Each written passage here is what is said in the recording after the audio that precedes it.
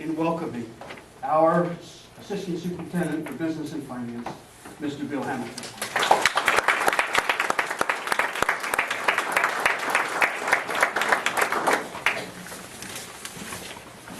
Hi, everybody. I'm going to start out nervous because I'm nervous. This is, as I said to my wife, Sue, and thank you, Sue, for coming. This is an odd circumstance for me, to say the least, given the situation.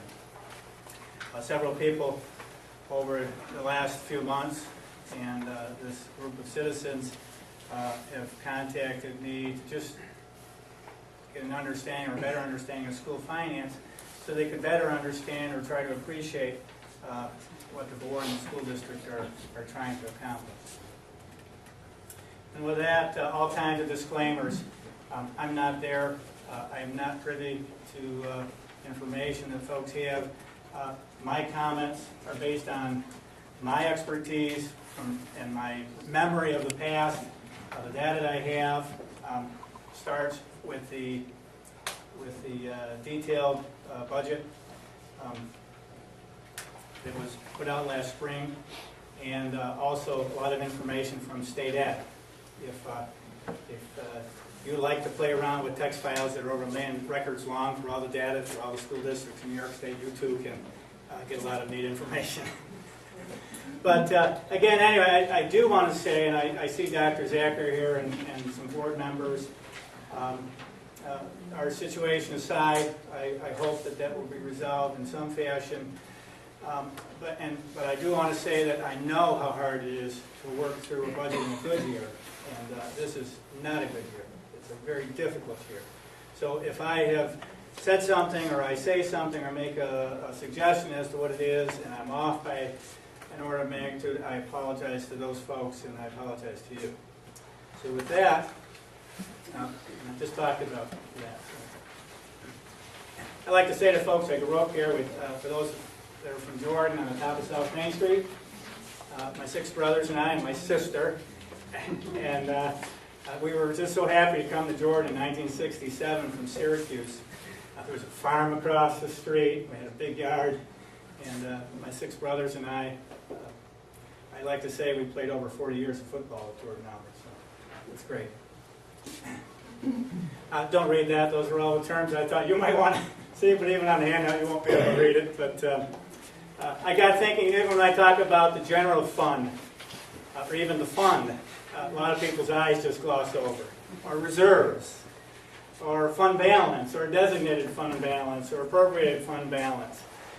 The A fund, the general fund, the operating fund, those are all terms that your average person really doesn't want to know about. But I will be making some references to those, and if you don't understand or you don't understand a term, by all means, give a shout and I'll try to clarify it for you in a way you might understand. Hey, I know my folks at the district, they're working on the budget, and the board, and all of us to here. Times are tough. Times are very difficult, and they seem to be getting harder. And a lot of people, I've heard someone say not too long ago, even the strongest proponents of school, who always come to the booth to vote yes, are either unemployed or underemployed. And they have some real cash issues. So all of these topics are extremely sensitive. And I know everyone is sensitive to that. Every good budget should start with a good plan. It's very difficult to plan and keep a steady plan when over 50% of your revenue is dependent on state aid, and that's in a state of flux. But nonetheless, we keep trying. And this is a trajectory that I've created over the last year or so that sort of talks about where we are and where we dream to be. And I don't think anyone will doubt that we spend a lot of our time these days just trying to survive as an organization. And you have to ask yourself, is that because of people or school tax assessments or the lack of taxable assessments or the lack thereof? Or is it because our structures are really becoming more obsolete? In other words, can we afford to have 10 governments educating 14,000 students, say, of the districts that are associated with Uganda-Gavosis. That's expensive. And so most always, form has to follow function, and to do that, it usually starts with where are you structurally in terms of your cost. I think if we ever hope to reduce our average cost of operation by any significant amount, we're going to have to look at structure. And so where do we expect to be? How do we get there? And the plan to determine the budget and the spending priorities. I'm not going to talk about any of that, other than saying to someone at breakfast the other day, my good friend Catherine Carlson, who is a retired assistant superintendent of instruction at Skaneateles, I said, the absence of a core or a vision and a sound strategic plan with guiding principles, it's like the center of a concentric circles. And all too often, when this isn't solid, and we aren't all fixed on this, and we don't all know what that is, someone will come off from the side up here and start some topic, which may be way off from the core mission of the organization. Next thing you know, we're all circling around this up here. Okay? And that's expensive to any system, not just Jordan Alberts. Get your belief structure and your plan and your vision all nailed down. Communicate that so everybody's shaking your head and said, that's what I'm talking about. That's where I want to be. They get excited. You know when you have it because you feel it. We all feel that.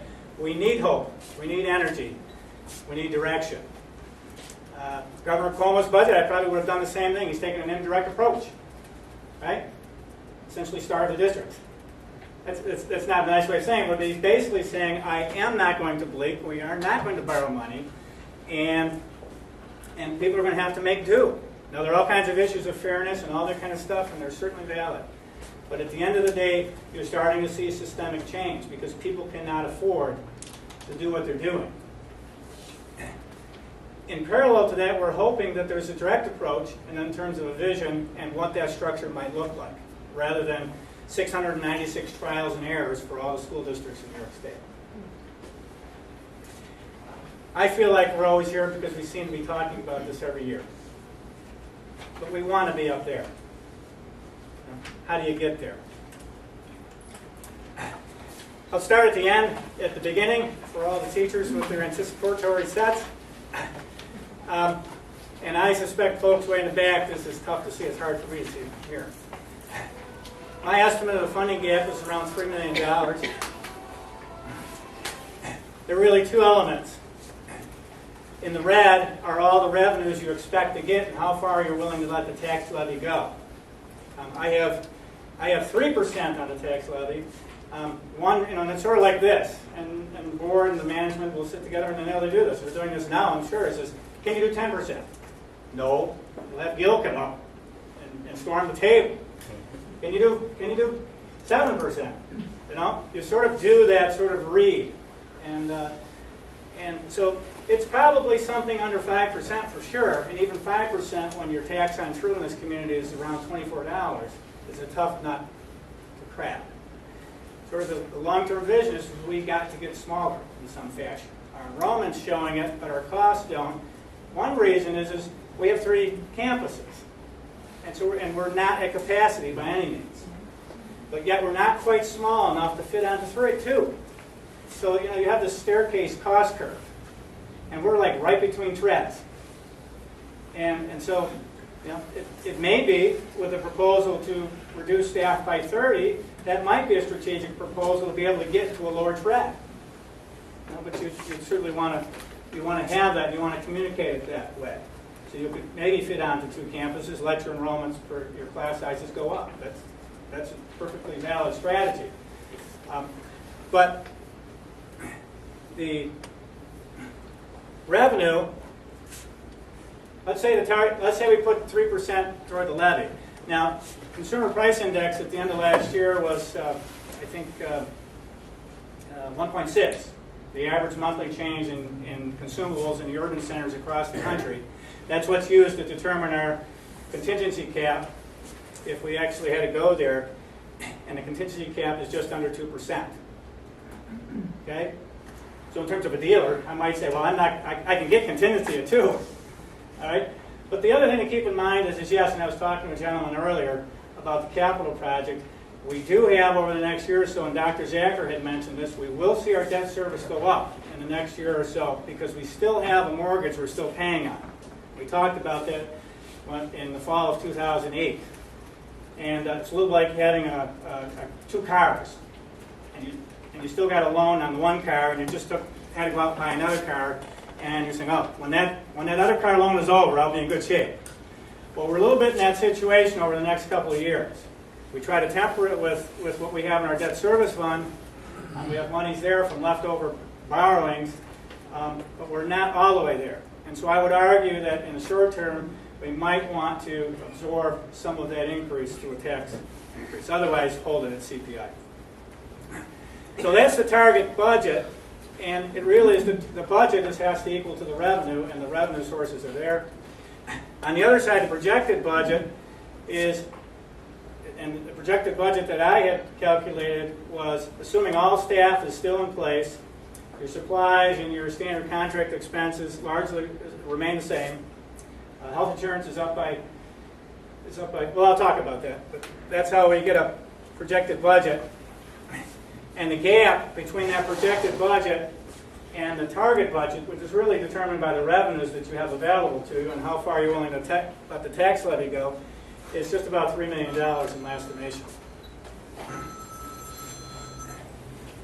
And I'm going to go through these items later on in the presentation, but the short of it is I'm down to around $250,000 before any wholesale layoffs or changes in programs that everyone holds dear. Dr. Zacher had this slide last week.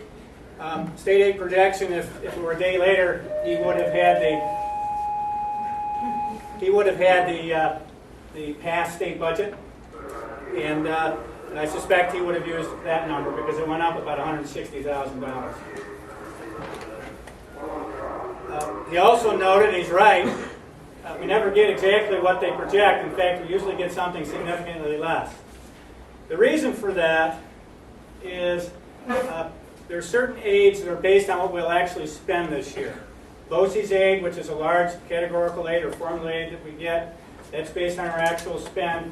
Traditionally, the governors run, and ultimately the legislature run, and the past budget run off of a projection and oftentimes it's based on budget rather than actual. So that'll be typically is lower by $100,000 to $150,000 in fact. And the same is true with transportation aid. This district is aided, when all is said and done, around 80 cents on a dollar. Buses are rated at 90 cents on a dollar. And again, if you use the budget but you actually spend less, you'll actually get less aid. The same is true with special education aid and some other smaller items. The point is it's something less. The other thing that the past state budget run shows is we're getting about $138,000 in universal pre-kindergarten aid. That is not general fund aid, that's special aid fund, that's another fund. By the way, the general fund, let's stop for terminology check. General fund or the operating fund or the A fund is the fund. The expenditure part of that is the fund you will come in May to vote on. Districts manage several funds. The special aid fund, which is where all the grants are. The cafeteria fund or the food service fund, guess what's in there? All your food service operations. The capital fund, where we account for all the capital project work. And then the other bigger one is the debt service fund, where we, at least in this district, we maintain our leftover money. So for example, on the roof project a few years ago, I forgot the numbers, but if we borrowed $1.5 million and the actual spend we're all done was maybe $1.4 million, then we would have put those leftover borrowings into the debt service fund. And in theory, what is supposed to happen is you take those monies and you apply it to that mortgage payment, okay, rather than you having to bail out for that money once again, so to speak. So, federal stimulus money, yep, that's a good thing. It's a one-time thing. That is money to the special aid fund, not the general operating fund, but nonetheless, you're going to use it or lose it. With the announcements of the layoffs, that's a good thing, because somewhere we're going to have to justify to the state that without this money, we would have to lay people off. One thing on the 620 that we want to keep it mindful of is it sort of buys you a year. But once it's gone, you have $620,000 of labor that I either have to come back to you for, or there will be an additional round of layoff. And the sales tax, this never used to be a worry, and but because the county always paid us like $310,000 a year. The county's year, and they're down to their last, as you see in the newspaper, they're taking this money away. The county's year is January, December. Our year is July, June. And so we've already gotten the first half of the $75,000 right now. So in summary, in school districts, and not just here, but everywhere else, when I first got here in 2003, this district was routinely overestimating its revenue by $250,000 or more. The quickest way, remember the game Battleship? The quickest way to sink your financial battleship in the school district is not on the cost side, it's on the revenue side. And if you overestimate these revenues and they don't come to fruition, it's a scary place to be come January or May or June. So you want to try to get this right, and you want to be conservative. Even this year, I went back in and traveled through a lot of lines and other output reports that are made available by state ed. And this year, our actual state aid is $13,546,817. That's the number. Now what I had budgeted last year was the number below it. So on $13.5 million estimate, I was off by $26,000 to the bad. Okay? When I look at that, I say, wow, I'm close and that's good. But even after doing those deductions, I'm still too close for comfort. So my point is, as bad as things are, and as hopeful as you are that those revenue numbers from the state are right on, they're not. And Dr. Zacher had pointed it out last week. I'm just suggesting how much lower they are. Without being in a district, I have models that actually calculate and try to justify what those deductions should be. I kind of went like this to do that. Projection of where the money would come from is here. Star is really a rebate on the tax levy, but the two numbers, what we actually, when you get a bill, you'll see your tax, and then below it you'll see the rebate from Star. Okay? And the Star, I didn't see anything in legislation to really reduce that. That's good news for the moment, right? Because local taxpayers are going to get sacked if they start shrinking the Star, and you start picking up a bigger portion of the tax bill with reduction of state aid. The fiscal year end, FYE, somebody asked me, what does that mean? Fiscal year end, that's June 30th in our school district. Fiscal year end. In the green, that's state aid. And just take a look over time. It was holding fairly steady.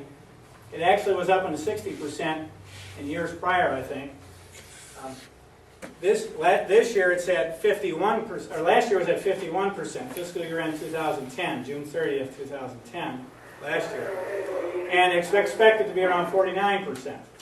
Okay, so it's going down. Okay, and you see all that in the media and people talking about that it seems like the upstate districts and maybe the poorer districts are actually taking the brunt of that.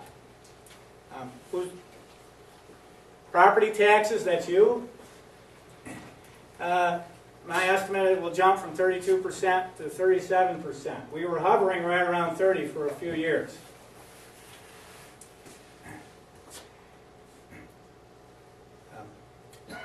So there's a big increase. Just remember that number up there, 8%. What is it, 8%? That's the other revenues. It's there was a 400 and I think the estimate was 400 and some odd thousand. I estimated it closer to be 275,000. Those numbers include interest and earnings, what's called a BOCES refund, subsidy from the federal government on technology purchases and things like that, gate receipts, various items, sale of equipment. We had a big windfall last year. Remember the auction we had in February? That netted us close to 50 grand or thereabouts. We don't expect to see that again this year. So you want to make sure that you're not overstating that. And that's why I had that number a little lower. Again, taking a look at one of Dr. Zacher's slides last week, at least a work in progress. I'm assuming that was simply a snapshot in time. And they're still working on it, because I know I would be. I've been trying to give the public, if nothing else, a worst-case scenario so they can brace themselves. I certainly appreciate that. I estimate that we would use something closer to that number. By the way, $1,700,000 in designated fund balance. Terminology, what is designated fund balance? Well, first of all, fund balance is the balance left in your fund when you subtract expenditures from revenue. And you hope that you come, just like at home, you hope that you come out of your year with more money coming in than you had money going out. Okay? And so we're using around, I forgot what the number, I think around $800,000 this year from last year to buy down the tax levy this year. That means at the end of this year we'd have to restore, our expenditures would have to be below our revenues by something in that order of magnitude. I'm not sure it will be there, but it might be. Okay? You'd have to be looking very closely at this time of year, and could very well maybe, it seems high, but it's possible.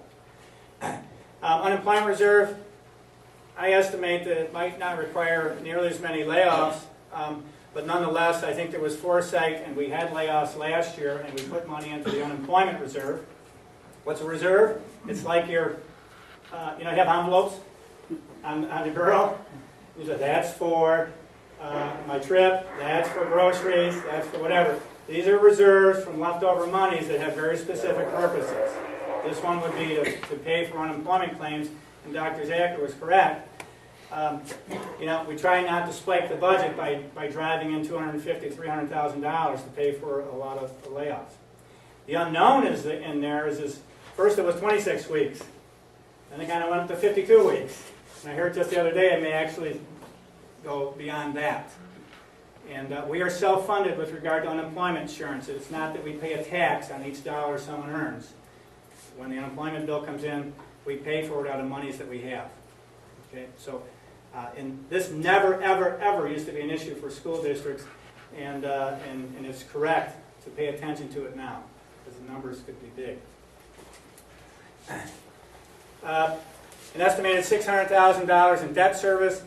The last numbers I have that were available to me were what we had at the end of June 2009, which was about $900,000. It had started around $600,000 or $700,000 when I started in 2003. I think we might have put a little bit into it, and when the interest was good, we were gaining some money there. If you recall the budget brochure last year, we had anticipated using $200,000 from, it's not a reserve, it's actually another fund, but money from there to offset the requirement from taxpayers for our debt service payments this year. And I forget the schedule that Bernie Donegan, our fiscal advisor, put together, we had worked on, but it's possible that we would exhaust this next year. My memory was that we would try to exhaust it over 2 years. Okay, again, we have a mortgage still in place that will go offline within a year or two, and we got a new mortgage coming on. And the goal was to use this money to minimize the tax rate impact. Debt service planning, I just mentioned, we spent a lot of time, and I suspect the district is spending a lot of time now with fiscal advisor. Every district has one. These are folks, for us it's Bernie Donegan in Victor, New York. It's not one person, it's a whole building. Many people. Bernie's been at it for well over 40 years. The other outfit is out of Syracuse Fiscal Advisors. They're both very, very good. They spend a lot of time with districts. The places you can get in trouble are, particularly when you have a large capital project going on, is estimating what that debt service will be. They do all the bonding, they arrange for all those sales, and also the state aid on those projects. So come January, February, I'd spent a lot of time with Bernie, and they would put together a lot of schedules to determine exactly what our debt service would be for the following year, as best they would know it, and exactly what our state aid would be for capital projects and also for buses. Okay? And then we would incorporate that into the budget.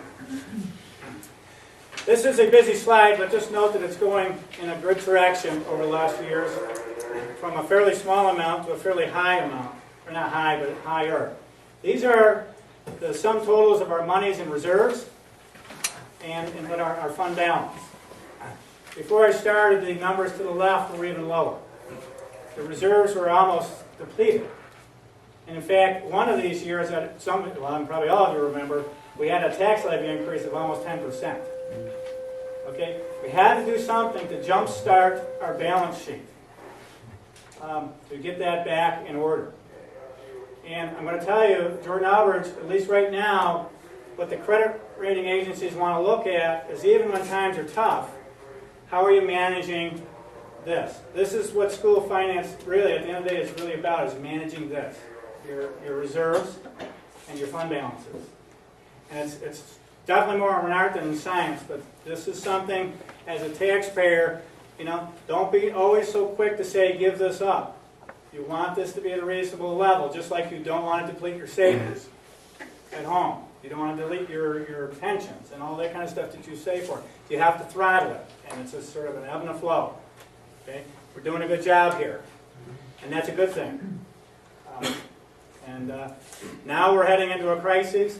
We have some options. There are some districts our size that have less than what we had several years ago to manage into this problem. Okay, so in anticipation of this crisis, everybody sensed it was coming. We're not exactly sure, and we're certainly not out of it. And on a $26 million budget, $5 million or $6 million is a blink in the eye. Talk to Weedsport. Weedsport, 3 years ago, or I forget what it was, they had the most enviable fund balance reserve position of all the districts in the BOCES. We used to laugh at them and say, when are you going to pull one of those gold bricks out there of the safe? And sure enough, state aid went into an audit on their state aid, and they had a $2 million take-back. So you never know. And when you're up in the mid-20s to $30 million budgets, like our school district is, or some of the ones around us, you got to have an order of magnitude of what should be here. Again, looking back at one of Dr. Zecker's slides last week, and I suspect this is still in a state of change, but I project that the budget, because when you project the aids, you project the other revenue, and you project what you can do in tax levy, it really determines your expenditure budget and what you can use from your reserves and fund balance. It really projects what your expenditure budget is. Because some of your revenues, when you look at the budget brochure, should be equal to your expenses. And so I'm thinking that's not 4.7% higher, but it's actually about 4.5% lower than this year. Tax levy, I'm suggesting something in the order of 3%. I was at 2% at 12 o'clock this afternoon, but I started really thinking about that mortgage payment still online. And the contingency cap is 2%.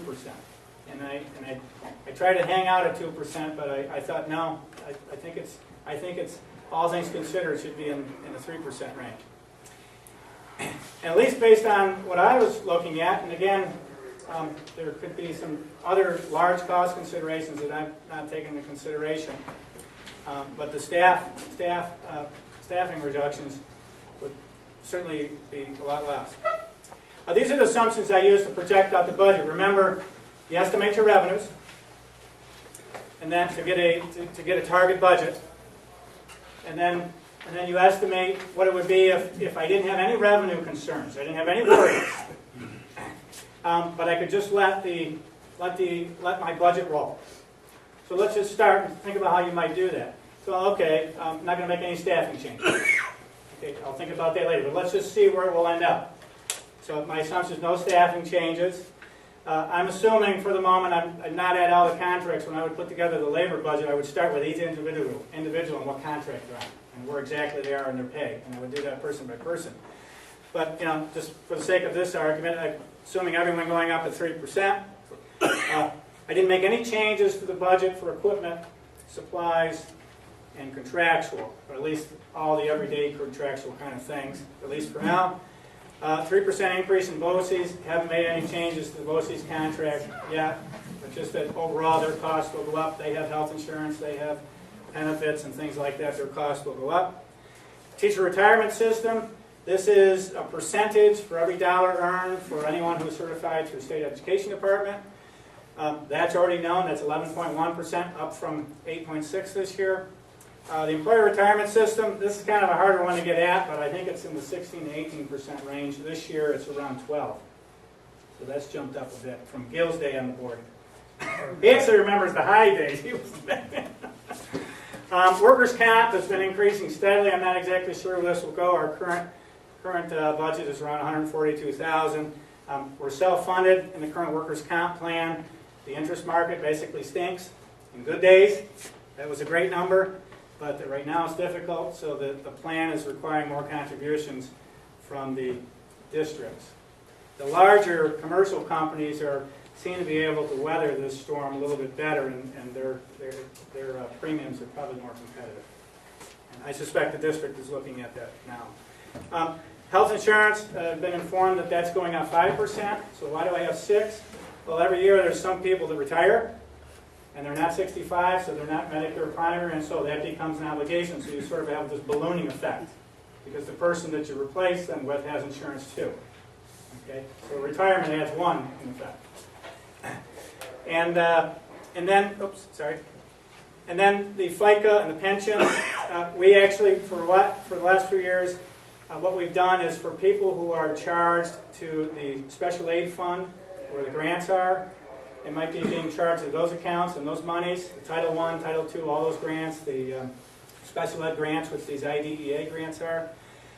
What we've been doing is carrying their benefits, their FICA, the Social Security, Medicaid, and the pension contributions in the general fund. In some way, as a buffer to protect ourselves, if the title grant or the grants actually go down, at least we wouldn't have to absorb all of it in the federal, in the general fund. And also in the cafeteria fund. We've been doing great in the cafeteria fund, where we were used to be losing $100,000 a year subsidized by the operating fund. We're now gaining, we're earning about $100,000. We're actually subsidizing the general fund with labor. But we do carry the benefits presently there. And then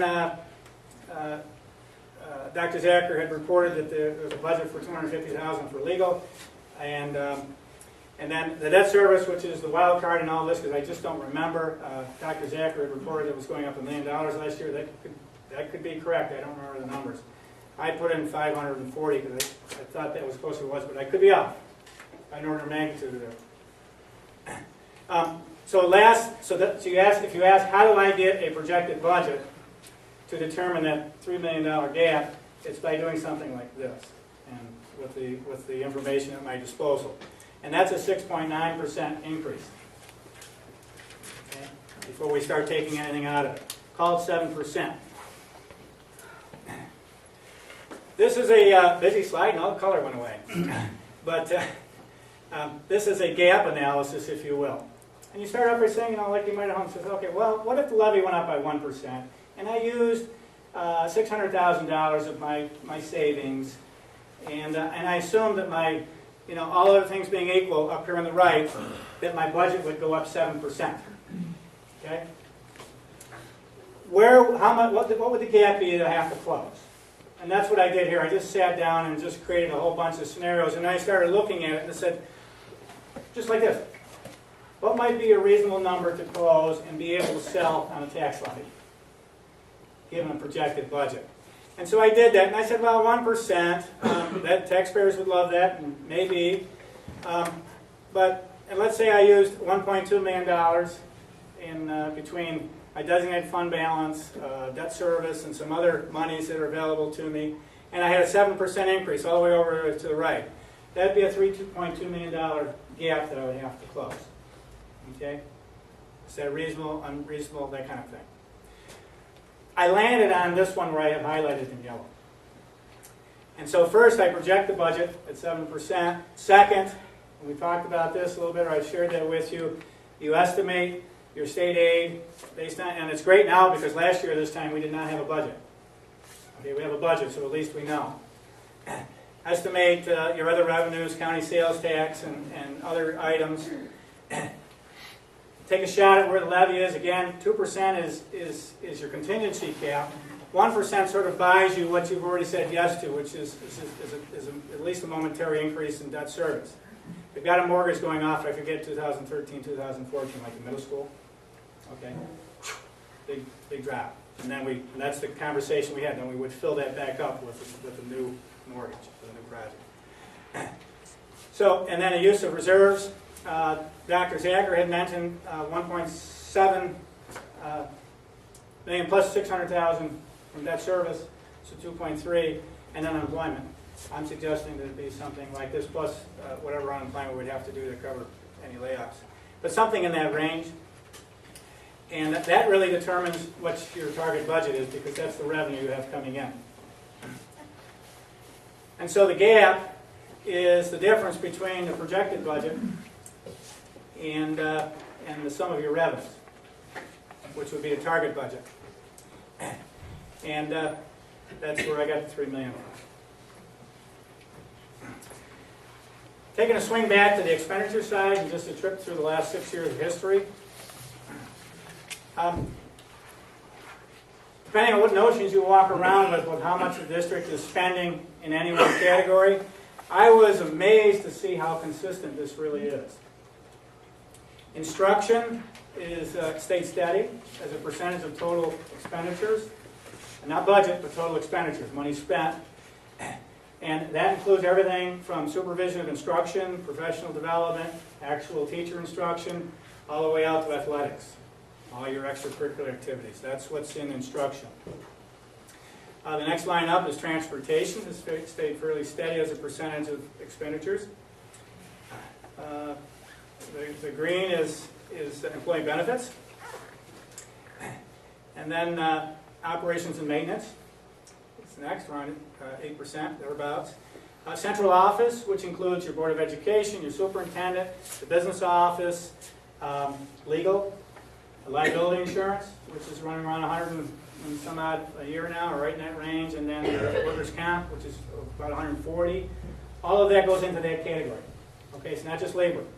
And it's a percentage of total spend, it's right around 4%. I think some folks think, they have in their head that that's a lot higher than it really is a percentage of total spend. Doesn't mean things could be more efficient in that space, but as a total percentage of spend, it's been running right around 4%. This is a busy slide for those people. I was going to run the last 10 years, so I'd be starting just at the tail end of a great 1990s boom market, where no one was paying anything into their teacher retirement system. No one was being asked for any money from the employees. Those were good days. When I got here, I think our TRS obligation, what we had to budget, was like $100,000.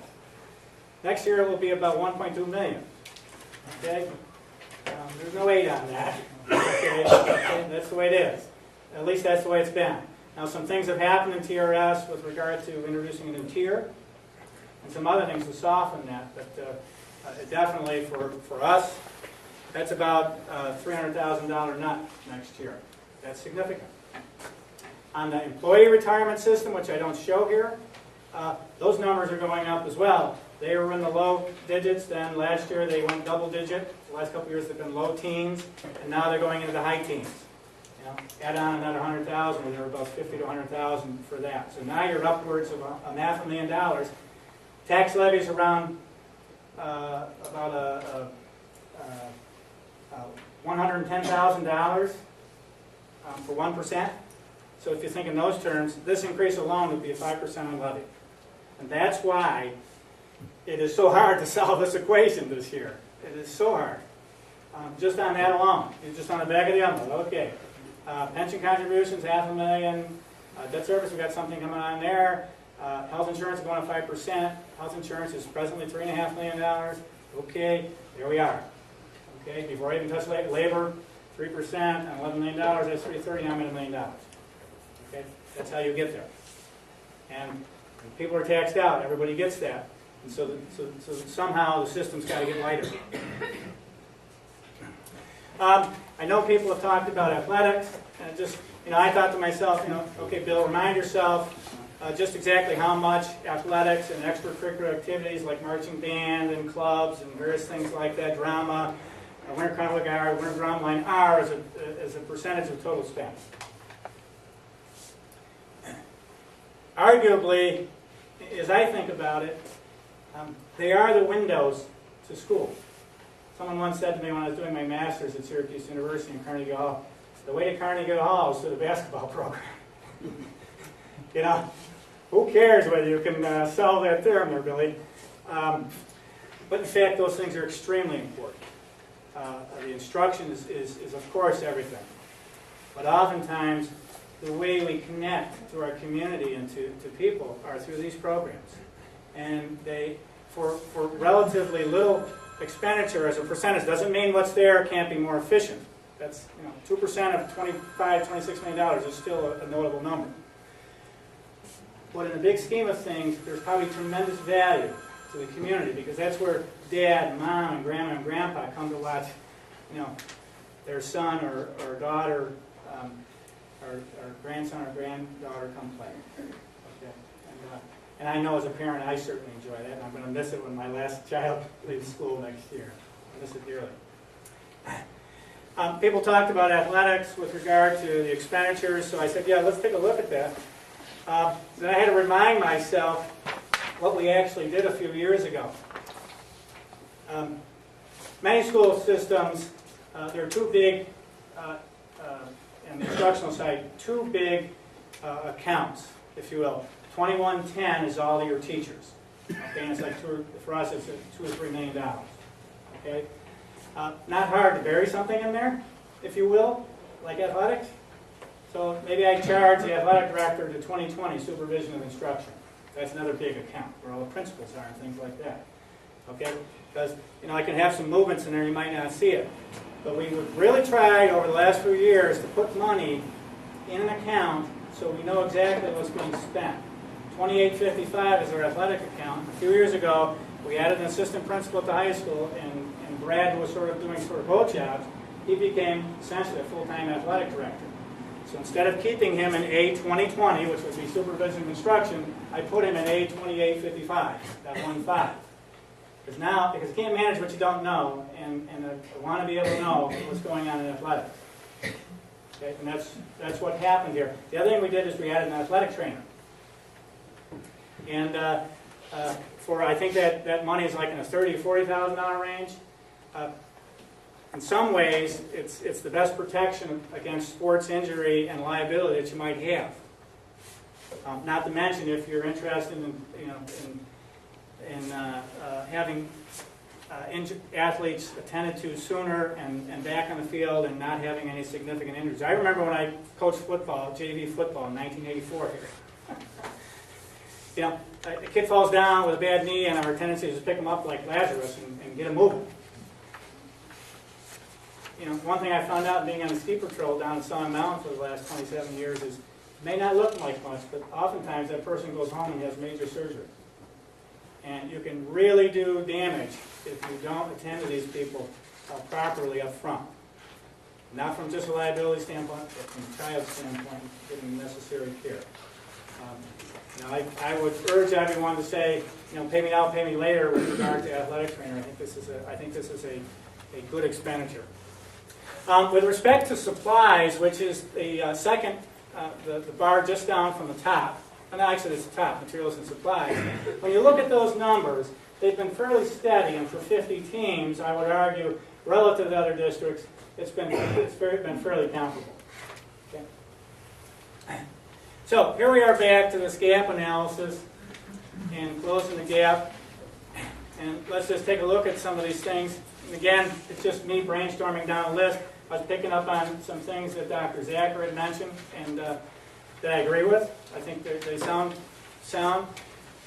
There was some, they had pointed out $246,000 from an administrative move.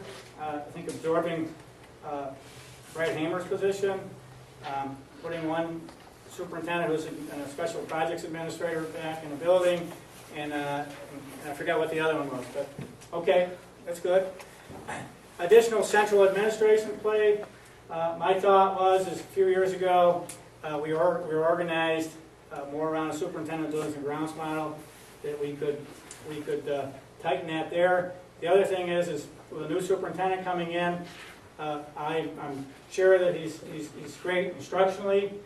Can the district afford to an assistant superintendent instruction too at 1,400 students? Marcellus doesn't have one, Skanelis doesn't have one. It's maybe that person could just become the director of special education and then pay that position accordingly. Okay. So that's the play I see there, one FTE and a restructuring of elimination of the assistant superintendent of instruction position because of the qualities I'm sure the new superintendent's coming in with. Keep teachers in school, substitute, dollar reduction. Dr. Zacher picked up on the same thing I was saying last year. This is nuts. We went, when I got here, we were well under $100,000 for substitute teachers, and last year we were close to $250,000. My wife was from Skaneateles. Some of the staff have said when they have one person in a workshop, we'll have 25. Okay. The other thing, even aside from the money spent for substitutes, is I've heard several teachers say, I don't want to be out of my classroom. You know, and the more days we pay to have them out, the more instruction we lose. And there's some real loss there, I would argue. Trim the budget. There was some, they mentioned some ways to do that. $500,000 might be a stretch, but remember in my projection budget I didn't take anything out yet. So you have to go through the codes. I was about doing that today and I just got busy doing something else. I'm working on some other projects. And then reduce the operations and maintenance budget. Dr. Zacher had mentioned that, and I think that was the amount or something like that. As much as I hate to give that up because we put it in there because stuff breaks, stuff needs to be fixed, all of that kind of stuff. And sometimes if you don't have the budget, then you end up having more than you otherwise would have to because you have to wait to the last second to fix something, wait till it breaks, and then you got to replace the whole thing rather than fixing it as you go and attending to it. Louis there, I know he'd be the first to tell you. We fought hard to get that there. We're banking on a capital project absorbing some of it. And maybe there's going to be an asset arbitrage. Maybe we're going to get on 2 campuses. And we have to keep that in the back of our mind over the next few years. If that's going to be the play, maybe that's the way we're going to be able to address at least being able to keep healthy buildings from a maintenance perspective. But for now, it seems reasonable to me. I think it's a stretch, but all things considered, probably we should stretch in that direction. The reduction in health insurance and FICA and pension contributions is per the wage reduction of above. It's just a simple calculation. I would pray that we can solve our legal issues. We don't have to budget $250,000. I know my wife would praise for that too. And I do thank you all that I am still being paid, and that's one of the reasons why I offered to do this work. Otherwise, it would be very difficult for the Hamilton family. So thank you as we try to settle these issues. The other thing is, as you look at the top, before you go to labor and ask them for concessions, I read in the paper this morning, labor said, hell no. Why should I? There's a lot of issues going on, and why should I be the first to do that? So my thought is, strategically, is if you can do these things at the top, you might have a better chance of asking these folks down here who are in your trenches to make a concession. I'm not exactly sure in what combination it would be all of this, but you might be in that range. You might be able to do that, but I wouldn't put those things at the top of the list. Okay, that's what they're looking at. They want to see what's going on up there before they make that change. We do have the 620 that we're going to use to close that gap. I remember that special aid fund money. So that means somebody who's currently charged in the general fund or the operating fund is now going to get charged out of the special aid fund. And then if we can't somehow restore that money, yet we still need that program and we need that teacher, we're going to have to figure out a way to solve that issue, and it may end up being a budget increase. Or they may end up going without. Buys us a year. Dr. Zacher pointed out, I don't know the exact source of these numbers, but I guess it's true because we're basically the BAMA federal stimulus money. We had a big chunk of it over the last couple of years, and this is basically going away. We had a little bit left over last year. IDEA is a special ed grant, and it was extra monies with the American Recovery and Reinvestment Act, ERA. Okay, so that's not going to be there. So we want to sort of keep track of that. And then the BOCES, this was kind of a wonder to me, but we do budget.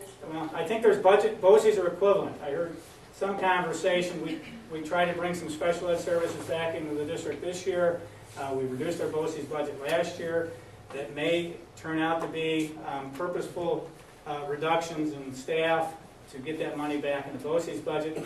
But there are probably other line items in the BOCES budget that we can take a look at. There's also some conservatism built into the BOCES budget.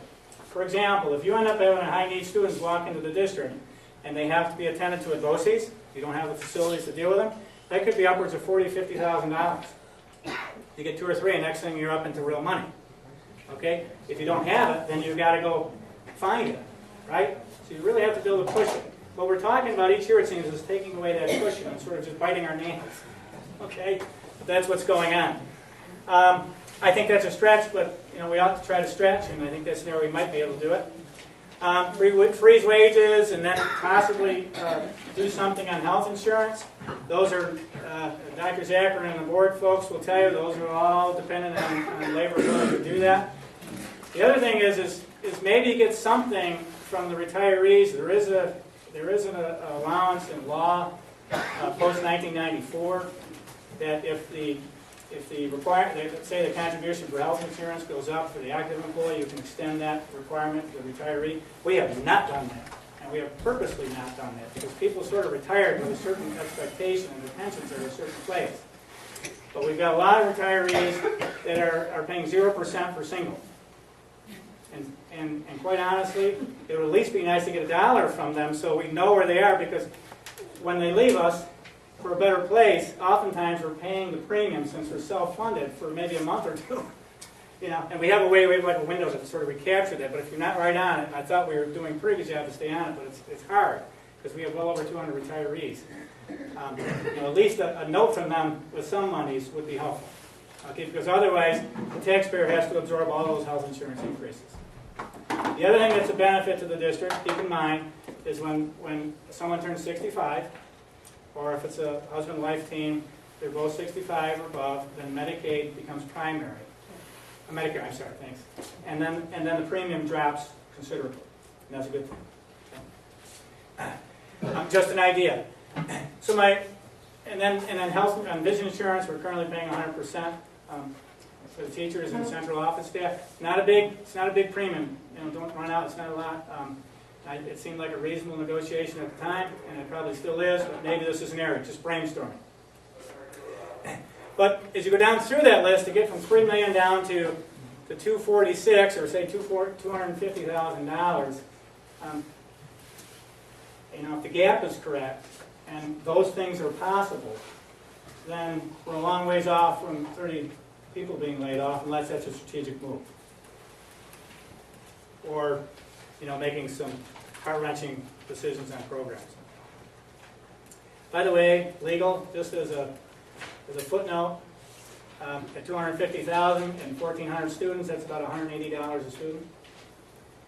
The state average is around $50. Again, going back to that chart a few charts ago, the athletics, there's some very purposeful increases in there on specific items, mostly wrapped around labor. Although I think we might have got the 2 mowers in there too. But it's athletics. They're mostly designed for athletics.